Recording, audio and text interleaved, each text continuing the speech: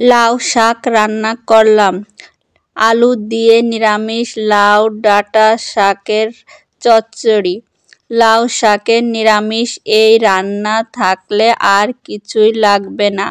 লাউ শাকের চচ্চড়ি এভাবে বানালে এক থালা ভাত নিরামিষ দিয়েই সবার হয়ে যাবে। এত মজার একটি রেসিপি, খুব অল্প মশলায় খুবই দারুণ একটি চচ্চড়ি রেসিপি, লোভনীয় দেখতে ও খেতে খুবই লোভনীয় আর খুবই স্বাদ।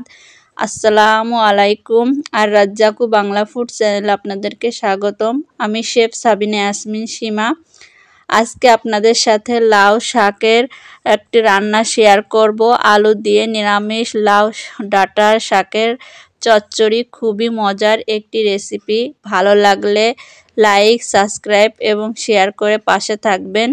সাবস্ক্রাইব করলে পরবর্তীতে নোটিফিকেশন আকারে পেয়ে যাবেন আপনারা সকল ভিডিও। এখন চলুন আমরা প্রথমে লাউ শাকগুলো কেটে নিয়েছি এবং আলুগুলোও কেটে নিয়েছি লম্বা লম্বা করে ডাঁটার সাথে। দেখুন ডাঁটাগুলোও কেটে নিয়েছি আর লার পাতাগুলোও একদম কেটে নিয়েছি। আপনাদের সুবিধা মতো আপনারা কেটে নেবেন।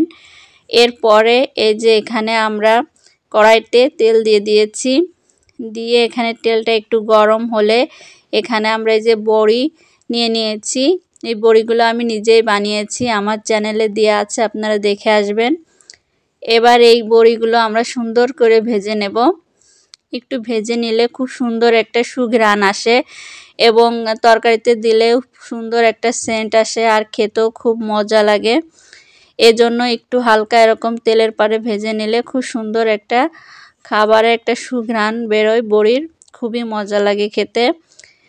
এবার আমরা এটা ভাজা হয়ে গেলে তুলে নেব। এই বড়ি কিভাবে বানাতে হয় আমার চ্যানেলে দেওয়া আছে, আপনারা দেখে আসবেন। খুবই সহজে এবং সিম্পলভাবে কিভাবে তৈরি করতে হয়।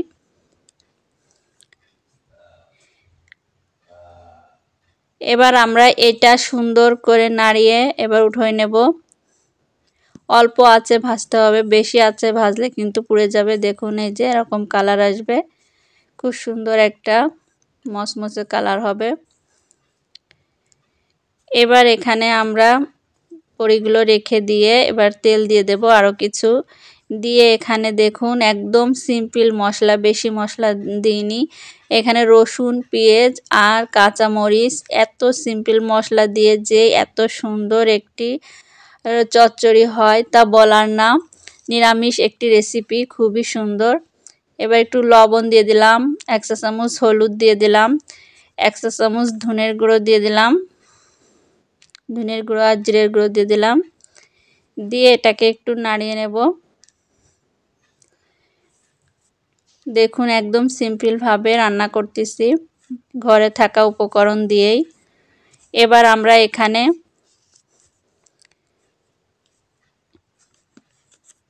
একটু হলুদ দিয়ে দিলাম।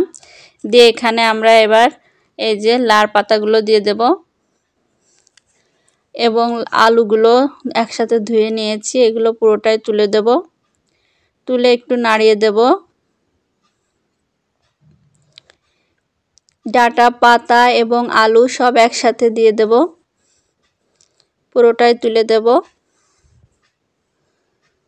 তুলে এবার সুন্দর করে পুরো নাড়িয়ে নেব। এখন একটু মশলাটার সাথে নাড়িয়ে নিয়েছি, এখন সবগুলো উঠিয়ে দেব। সবগুলো এভাবে উঠায়ে দিয়ে সুন্দরভাবে নাড়াতে হবে।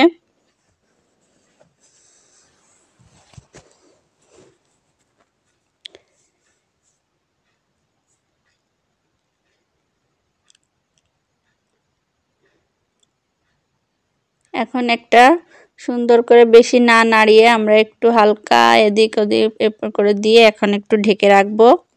5 মিনিট পরে এটা নরম হয়ে যাবে এবং সুন্দর এই যে দেখুন নরম হয়ে একদম কমে যাবে। এখন নাড়িয়ে দেব, পুরো মশলার সাথে মিশিয়ে দেব।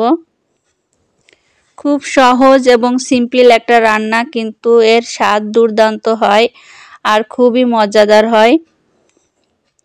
একবার আপনি বাসায় তৈরি করলে বারবার আপনার এটা রিকোয়েস্ট আসবে তৈরি করার জন্য। এখানে একটু হালকা 1 চিমটি চিনি দিয়ে দেব, যাতে এই খাবারের টেস্টটা খুব সুন্দর আসে এবং সুন্দর একটা খাবার